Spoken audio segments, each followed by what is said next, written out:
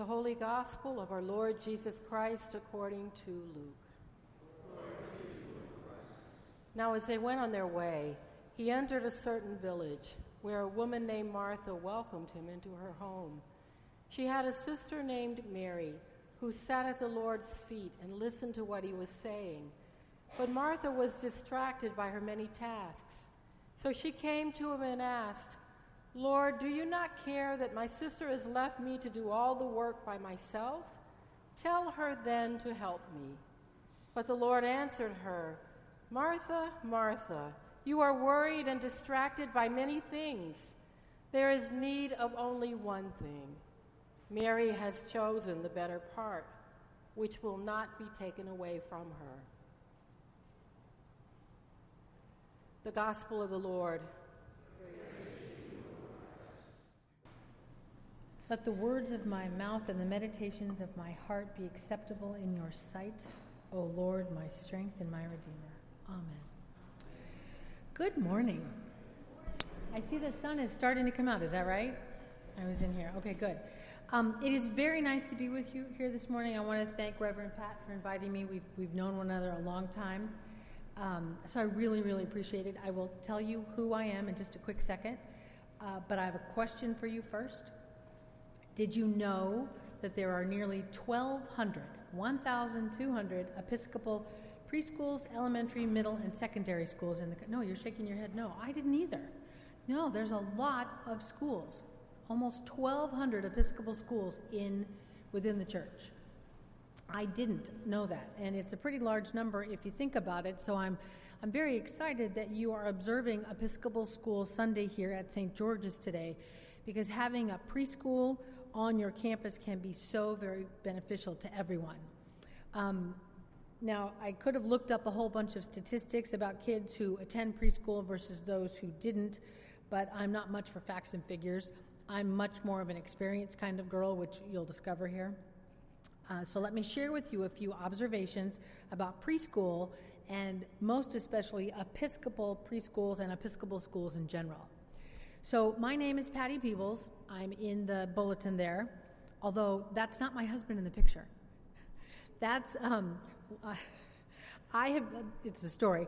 I have been the school chaplain and the youth director at St. John's Episcopal Church and School up in Rancho, Santa Margarita for just about 18 years, where Father Sam has the church office dedicated to him. So we're up in Rancho, Santa Margarita. And the guy in the picture, actually, is Reverend Ryan Newman, who for 10, 12 years maybe was the chaplain at Campbell Hall in North Hollywood. And before that, he was at St. Margaret's, both as a student and then as an intern, and before he went to seminary. And so we became friends through that, and he is now the rector of a church on Kauai in Hawaii, and I preached at his church a couple years ago, and that's what that picture's from. So it serves me right for not sending Reverend Pat my own picture. She put somebody else's husband in the picture. That was cute. I like that. But he was a chaplain, and we're good friends, and we go way back, so it's cool. So over at St. John's, our students start as young as 2 months old and go all the way to 8th grade.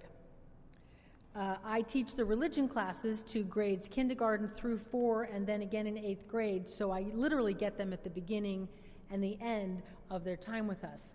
And when I say literally, I mean literally, because the baby's room is right next to my office. And so sometimes the babies, the brand new babies, or even if they've been there a while, they're just having a bad day or they want mom. So there's a lot of crying. Actually, when I heard the dogs out there, I thought, oh, this is right up my alley, because it's noise while I'm talking. But sometimes those babies do need an extra hand. The teachers actually need an extra set of hands to comfort or soothe, and so I just go over there, mostly because I can't get any work done. Or sometimes I just need to go in there because I'm the one not having a great day, and I will literally open the door and say, "Can I just hold a baby for a few minutes? Things are tough in the chaplain's office, and can I just hold a baby?" And it kind of does make the whole day better if you get a non-crying baby. But it's good. Anyway, as part of what I do there, I coordinate all the chapel services for the kids. I handle the majority of the chapels myself, but most especially, I am the only one who conducts the preschool chapels. Our vicar nor our head of school who share chapel duties with me, neither one of them wants to do it. Mostly because conducting chapels for our youngest charges is a bit like herding cats or juggling water balloons. They squirm, they wiggle, they get interested in something else, like, oh, look at that. They pick up on one word that you have said, or they think you said, and they proceed to begin asking all kinds of questions right there in the middle of chapel about something you're not even talking about. But they think it sounded like that, so that's what they want to do. Or, they just pick their nose right there in the front row in chapel. I liken it a little bit to being a stand-up comedian. You need to be attentive to your audience. You really need to pay attention to each and every one of them. You have to introduce your topic, get to the point quickly, and be very quick on your feet when it all starts to head in a different direction. And on top of that, you have to hope that it lands somewhere in their hearts and their minds. But that being said, it really is just the best. Our music person, who is actually someone who attended St. John's from preschool through 6th grade, says that of the 7 chapels that she and I do together every week, these 3 preschool chapels are her absolute favorite. There is such joy, such innocence. It is really so much fun, and I'm sure a lot of you can understand. It's Art Linkletter every week. Kids really do say the darndest things. But lest I lead you to think that it's all for nothing, remember I said, I hope it all lands somewhere in their hearts and minds, and I'm here to tell you that it does. I went to preschool a long time ago. Not a religiously affiliated one, though, just a regular old preschool. But I have vivid memories of preschool. I can still remember it. What the room looked like, although, it's like when we go back and see it, it's not as big as we thought it was. Everything's a lot smaller when we go back as adults to look at things. But I know back then I just thought it was this big, huge building with big stairs that went up, and it was just like this magical world when you went inside, because preschool was pretty cool. Fun birthdays, that kinds of things. But we also learn things that we don't like in preschool. And I can tell you that as someone who, this is about food, who is completely plant-based, I don't eat anything that has a face, nothing that has a mama or a daddy. To this day, one of the things I learned in preschool is that I will not eat beets or green peas, green beans, or peas, no matter how good they are for you, because I didn't like them in preschool and I don't like them now. So I'm already telling you that things you learn in preschool really do stick. But what I also got out of attending preschool was that I started reading earlier, I developed social skills earlier, I sat in a chair and was more attentive than my classmates that had not attended preschool, and I could even tie my shoes. All things I learned in preschool, and I confirmed all this with my mother this week, so it is true. But in looking back now, I do realize there was something that I wasn't getting. If you read my bio, you'll see that as an adult, when I finally found my way back to church, I began attending St. James, up the road that way, in Newport, and then because I wanted to be, I was baptized in the Armenian church, and so we would only really go for fancy stuff, and I loved the liturgy. It wasn't in English, so I had no idea what they said, but I loved an order of service. I loved all the bells and whistles. I thought it was just mystical and magical. And so when I went as an adult looking for church, I didn't really feel at home until I got to a church where they did liturgy. And that's what the Episcopal Church does. It introduces you, and it sticks, liturgy. But when I finally went to St. James and I realized I really want to be a part of this, I volunteered to teach kindergarten Sunday school. The problem was, as a kid, my mom dropped us off at the Lutheran Sunday school just because, and my dad didn't go, my mom didn't go, so we just got dropped off. I didn't remember anything. I retained not one Sunday school lesson that I had hopefully learned as a kid. So I literally got myself a little kid's beginner's Bible, and I just started at the beginning. And I taught myself until I really began to take classes and learn more. But I do know, having been at St. John's for 18 years, if I had attended a religiously affiliated preschool, and especially an Episcopal preschool, I can't help but believe that the reinforcing of the stories, God's history of his people, those wonderful stories about who he is and who we really are, those would have had a bit more fertile soil in which to land had I gone to an Episcopal preschool. And perhaps my journey back to the church as an adult wouldn't have taken so long either. What I love about our preschool at St. John's, and it has a fancy new title, it's called Early Childhood Division, but what I love about it is that I can watch these little kids grow both physically, emotionally, and most importantly, spiritually. But because they do listen, in spite of all the nose-picking in the first row. The readings chosen from today for Episcopal School Sunday do have a common thread, and that common thread is listening. Those preschoolers really do listen, even when you think they're not. I can tell when the elementary and the middle school kids are listening because they're usually looking right at me, and everyone at Chapel lives in fear of the fact that Miss Patti knows everybody's name, and Miss Patti will call your name if you're not listening. If you're looking over here, if you're looking over there, Miss Patti's going to call you out. So they are all looking at me, but I really don't know if they're hearing what I'm saying until it comes back to me from a parent who will inevitably tell me that something I said at chapel was their dinner topic conversation. And then all I can think is, uh-oh, what else did I say? But with preschoolers, it's much, much harder to tell.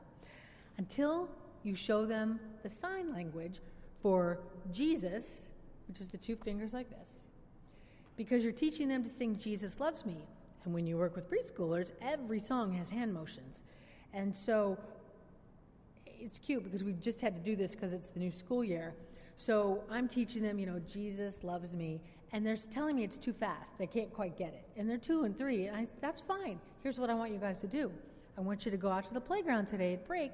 I want you to practice. You know they're listening when you look out your window and you see this cute little group of 2 and 3 and 4-year-olds. Jesus, Jesus, Jesus. And they're getting their rhythm and they're getting it faster, but they're learning it. And that's just like one of those awesome moments. Or because we're a church and a school, the church hosts Vacation Bible School every summer, and we get a lot of school kids who come to that. And so the preschoolers just got a new outdoor stage this summer. So I got a phone call in my office one day, and all I could hear was a bunch of noise, and I hear this, come outside, come outside. So I'm like, all right. I go outside, bunch of preschoolers out there. They've got the Vacation Bible School CD playing on a boombox, and all these kids are on the stage, and they're all singing, take 4 steps to the left, to the left. And they're singing the Jesus, I've got God's power. They're all doing the hand motions. They're all being me because I'm the worship leader at Vacation Bible School. They love to sing the songs. Those are seeds planted that just continue to grow. It's awesome. And I know I went to Vacation Bible School as a kid. Don't remember anything. But these kids, it's planted, and we keep building on it through the school year. We incorporate a lot of the Vacation Bible School songs into our chapel services through the year so that it keeps reinforcing it, day after day, basically. I also use a really great series of books for the preschoolers that use the animal kingdom to teach the preschool kids about how to get along with one another, how to be patient, how to work in teams, how to persevere. Perseverance is way too big of a word for a 3-year-old. But you bring in an ant farm, I love those, and you talk about hard work and determination, teach them that ants talk to one another through their antenna, and then you let every one of them do it in the chapel, which is really cute as they start touching antenna to talk. You model it. Now you've got an age-appropriate lesson from 1 Thessalonians 5 about talking to your friends and about hard work. Preschoolers are not patient, not by a long shot. But this week we talked about the 3-toed sloth and how patient they are. I brought in some pictures, I showed them, and they start noticing things that the grown-ups in the room didn't, like how their coating all is green. They don't start out green, but they become green. It's because they are patiently waiting, and it's this magical thing God does to protect them from their predators. But it opens up a lesson about the benefits of patience and about waiting our turn because, well, let's face it, no one really likes to wait for their turn on the swings. I didn't even know Episcopal schools existed until I went on the job interview at St. John's. St. James sent me out there as a practice interview because they were interviewing a bunch of priests and they wanted a non-priest just to kind of make it even. Well, I got the job. but I didn't really know anything about Episcopal schools, and that's one of the wonderful things about Episcopal schools is that even though there's 1,200 of them, once you get in there, they embrace you. There's the National Association of Episcopal Schools. There's this wonderful group of chaplains that you can communicate with at convention, and now we have social media. So I belong to just a closed group on Facebook that's just school chaplains, and we're all on there sharing ideas and building one another up. And in doing that, we're really reminding one another that that's what we're supposed to do for the kids. We are people who support one another, God's people who love one another. I love, love, love, love working for an Episcopal church and school. Why? Well, first, because it's a church and school. The bond between the two can be mutually beneficial to both. Relationships between church and school can inspire each to be their best and to participate more fully in the lives of one another. At St. John's, we've only been in our church building. School's 27 years old. We've only been in our church building for 12. Before that, we worshiped in the gym. We have a beautiful new building. When I sat in here for the first service, I hadn't been here in a long time since area confirmations, and I just remembered how much I loved.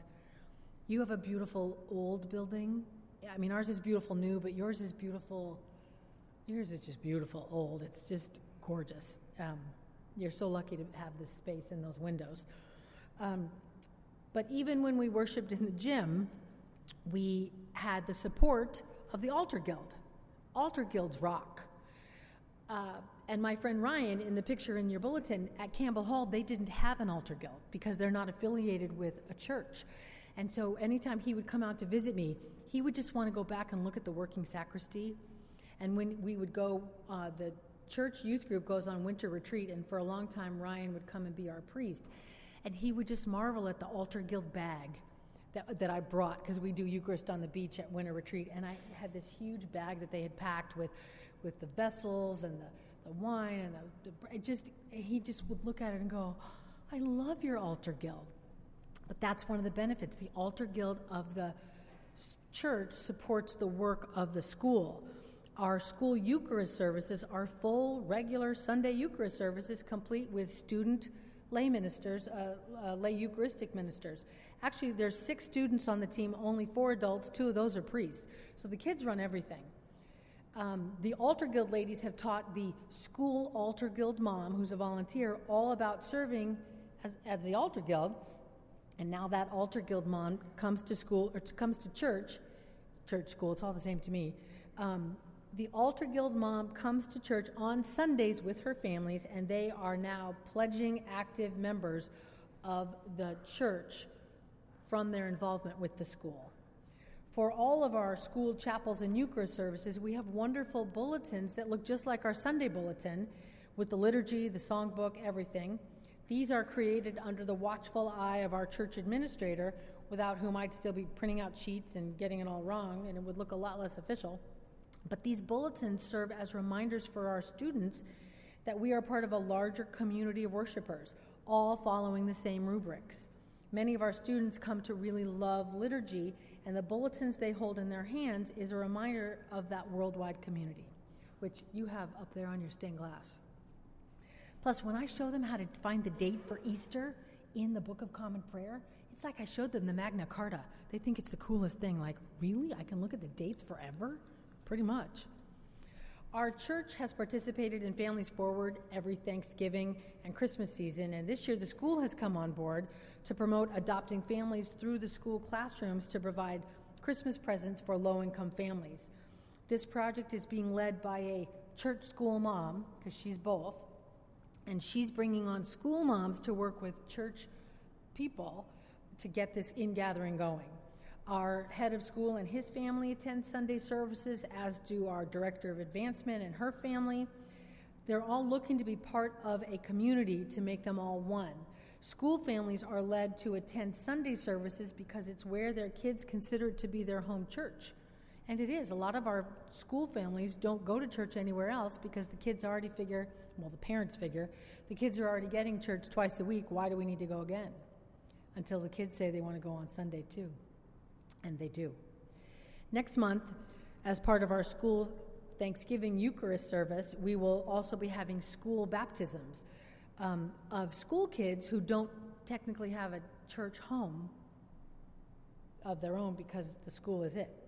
This is our third year doing it. It was a random idea. It came up at a church staff meeting because we often get school families who want to be baptized on Sundays, but we never really see them again. And we thought, well, what better way to promote them as one community? Why don't we offer baptisms at a school service and see what happens? So we did. We had a great response. The first year we had 7 students who were baptized.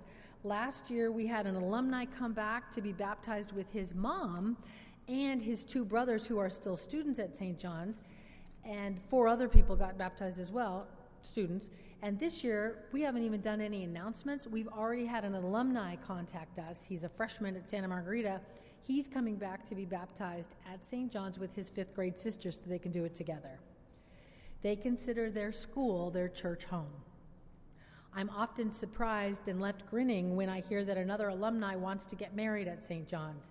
Even though they've moved away, they've stopped attending, or maybe they even attend somewhere else, but they just want to come home to get married. St. John's is where they learned about God. They learned it's a sacrament. They learned about Jesus. They learned how God created them perfectly and how they've been gifted to go out into the world and be something and do something, so they want to come home to get married because they feel like they need to come back home before they go off into this next journey. Recently, we had all of our back-to-school nights for each division, and for the middle school, we always have a high school student come back and talk about the school, talk to the parents. And this year, it was a young man named Jeff Preston, who was our 8th grade student body president, and now he's the senior class president at Santa Margarita Catholic High School. And he talked about how St. John's Chapels taught him that God loved him. And he talked about that in his speech. We never know what he's going to say, and it was very cool. He talked about how his religion classes, and I was his religion teacher for the majority of the time, taught him the history of God and his people and just what it meant to believe. Jeff recently came back from leading his senior class Kairos group, which is a retreat for the senior class at Santa Margarita, and he said that he was able to be that leader because of what he had learned about God and faith at St. John's. He also shared about how he learned all about Corazon and participated in a build 4 years ago when he was an 8th grader. As a student, it was a church event, but school kids went along, and he was part of a group. Now he's since done 4 of them, Corazon builds, and I know our churches are working together later this month to do a Corazon build together. The relationship between church and school is vital to the success of both. Promoting respect and cooperation between the two encourages growth for both. If someone attends one, they are pretty sure to be interested in the other. Most people are really looking for a place to call home, a place for fellowship, a place that will celebrate their gifts and encourage their growth as a human and as a child of God. Another thing I love about Episcopal schools, and this one took me a while, is that they are ecumenical, meaning they acknowledge many faiths.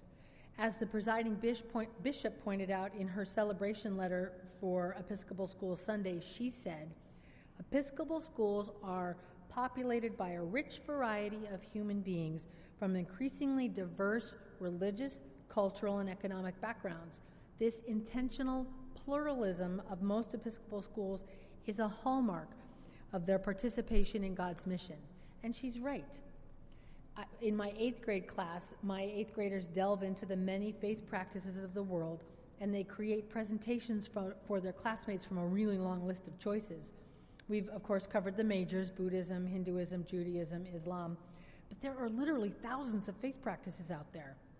Last year, a couple of boys went to the local Sikh center in Garden Grove, and they attended a Friday night dinner. They made friends with this nice woman who took them under her wing, and they brought back this great report. They had shared a meal, they brought back pictures, but most importantly, they had a new respect for that faith practice.